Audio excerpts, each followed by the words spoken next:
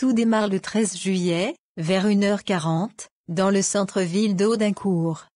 Des policiers patrouillant dans le secteur tentent contrôler une voiture à bord de laquelle circulent 4 personnes. Le conducteur accélère et cherche à larguer ses poursuivants.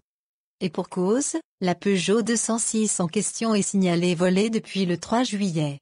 Le vol a été commis, de nuit, sur un parking de Seloncourt. La poursuite entre les fuyards et les policiers s'achève rue Louis-Aragon. Dès lors, CST l'envolée de moineaux. Les occupants détalent, ventre à terre. L'un des membres du quatuor, manifestement moins véloce que les autres, se fait interpeller, dans la foulée, par les fonctionnaires. Le voleur de voiture a 14 ans. Selon les policiers, c'est bien ce mineur de 17 ans qui pilotait la voiture. Sur ce point, il a catégoriquement nié.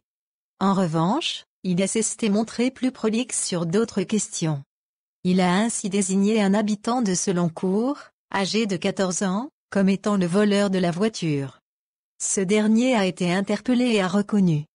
Il a expliqué avoir roulé un temps dans le véhicule avant de le refiler à des copains du coin. Entre les déclarations des uns et des autres, les enquêteurs sont parvenus à identifier 3 autres mineurs, 3 Audincourtois de 16 ans pour l'un, 17 ans pour les 2 autres, qui auraient participé aux vadrouilles nocturnes ainsi qu'à l'embrouille du 13 juillet. Ce matin, au terme de leurs auditions, les 5 jeunes ont été présentés au tribunal. Ils en sont ressortis libres. Ils seront prochainement convoqués devant le juge des mineurs. La police prête à charger. Cet épisode s'inscrit dans le climat de violence urbaine qui a mis en émoi la ville d'Audincourt avec, comme point d'orgue, l'attaque de policiers et de pompiers par une quarantaine de jeunes, après-guet. Appant et coupure du courant pour profiter de la pénombre, notre édition de jeudi. Tandis que les policiers avaient reçu des ordres et se prêtaient à charger, selon un témoin présent sur place, des gens de la municipalité ont cherché à calmer le jeu, parvenant plus ou moins au but escompté.